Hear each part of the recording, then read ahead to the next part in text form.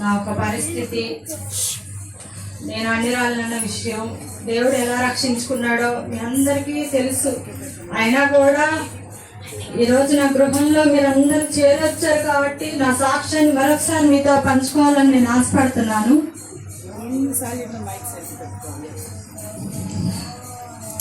నేను బాగా పూజలు చేసి అన్నిరాలని, అటువంటి నన్ను దేవుడు ఎంతగానో ప్రేమించి రక్షించుకున్నాడు.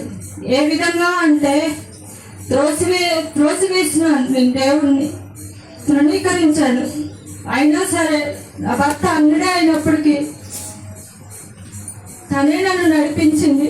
అందరూ అనుకున్నారేమో తన ఇష్టానుసారంగా తన మందిరానికి వెళ్ళిందని. కాదు, నా భర్తే నన్ను నడిపించాడు. నా తోడుకోడళ్ళు మందిరానికి రమ్మని చెప్పినప్పుడల్లా వాళ్ళని విసుక్కోవడం, వాళ్ళ దగ్గరికి వెళ్ళి మాట్లాడటం కూడా నాకు ఇష్టం ఉండేది కాదు. మాట్లాడితే మందిరానికి రమ్మంటున్నారు వీళ్ళని ఎంతో గర్వంగా వాళ్ళు రమ్మంటున్నా కూడా నేను చాలా గుళ్ళకు చాలా దూరం వెళ్ళేదాన్ని ప్రయాసపడి. వాళ్ళకి ఇష్టం లేదని తెలిసి కూడా వాళ్ళ దగ్గరికి వెళ్ళి, అక్క నేను ఆ గుడికి వెళ్తున్నా, ఈ గుడికి వెళ్తున్నానని చెప్పేదాన్ని వాళ్ళ దగ్గరికి వెళ్ళి గర్వంగా. వాళ్ళు ఎంత బాధపడ్డారో నాకు దేవుడు రక్షించుకున్నాక నాకు తెలిసింది. అంత గర్వంగా నేను ఉన్నాను. నా భర్త వెళ్ళమన్నప్పుడు కూడా బొట్టు గాజులు అన్నీ తీయాలి, నీకు ఇష్టమేనా, నన్ను ఎందుకు వెళ్ళమంటున్నావు అని తనని విసుక్కున్నాను. నేను ఆ ఇష్టమే వెళ్ళు అని చెప్పాడు. తను ఎందుకు వెళ్ళమన్నాడో ఏంటో ఆ రోజు నాకు తెలియలేదు. తను ఈ లోకం నుంచి విడిచిపెట్టినప్పుడు నాకు తెలిసింది. దేవుడు నాకు కొత్తగా ఈ మధ్యలో మాట్లాడుతూ వచ్చాడు. 10 రోజుల క్రితం నా బిడ్డలకు తండ్రి లేడు, నాకు తల్లిదండ్రులు ఉన్నారు, అందరూ నా చుట్టూ అందరూ ఉన్నారు, నా బిడ్డలకు తండ్రి లేడు ఎలా ప్రభు అని. ఎవరన్నారు నీకు నీ తల్లిదండ్రులు ఉన్నారని? చిన్న వయసులో నాకు పెళ్లి చేసిన ఆనాడే నీ తల్లిదండ్రులు నిన్ను విడిచిపెట్టారు, అది గుర్తెరగవా అని. అది నాకు ఎంతో అసలు సంతోషం అనిపించింది, బాధ అనిపించింది. ఎందుకంటే దేవుడు ఇంతగా ప్రేమిస్తున్నాడు అని అన్నది. అవును, నిజంగానే తల్లిదండ్రులు ప్రేమ కూడా లేదు. పెళ్లి చేసి విడిచిపెట్టినప్పుడే తల్లిదండ్రులు విడిచిపెడతారు అక్కడికే. ఇది నా భర్త కూడా ఎంతగా తనని ప్రేమించాను నేను, కానీ తను కూడా నన్ను మధ్యలోనే విడిచిపెట్టాడు. బిడ్డల్ని ప్రేమిస్తున్నాను, బిడ్డల ప్రేమ పొందుకోవట్లేదు. సంగతితో ఒప్పుకుందా ఒకటే దేవుడు మాట్లాడాడు నాతో, ఏంటంటే మరణమైన జీవమైన విడవని ఎడబాయిన వాడు నేనే అని, శాశ్వతమైన ప్రేమతో ప్రేమించేవాడు నేనే అని. ఆ ఒక్క ప్రేమ నేను వర్ణించలేకపోతున్నాను. కంటికి కనబడని మేలులతో దేవుడు నన్ను తృప్తిపరుస్తున్నాడు. ఎలా అంటే అది చెప్పలేను నేను.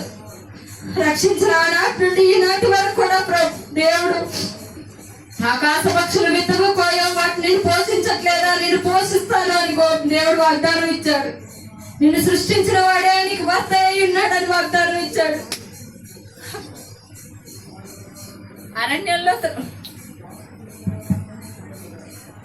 అరణ్యంలో త్రోవలు కలగజేయవాడు నేనే, ఎడారిలో నదులు పారజేయవాడు నేనే అని దేవుడు ఆ రోజే నాతో మాట్లాడాడు. నా జీవితం, నా భర్త చనిపోయిన రోజు అదే పరిస్థితి. అరణ్యం లాంటిదే, ఎడారి లాంటిదే. ఇది ఎవరికి సాధ్యం కాదు, మడుబారిపోయింది. ఏంటా అనుకున్నాను, కానీ చిగురింప చేసుకున్నాడు దేవుడు.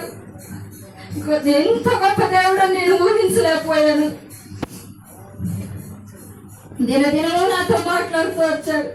దర్శనాల ద్వారా కానీ వాక్యం ద్వారా కానీ నన్ను ఎంతగానో ధైర్యపరిచాడు.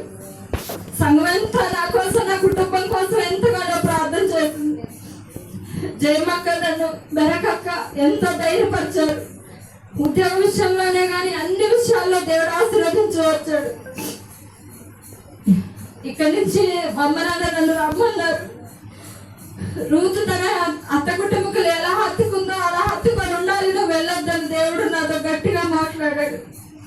ఆ మాటకు నేను లోపడ్డాను. దేవుడు ఆజ్ఞ తృణీకరిస్తే నేను నష్టపోతానేమో అని.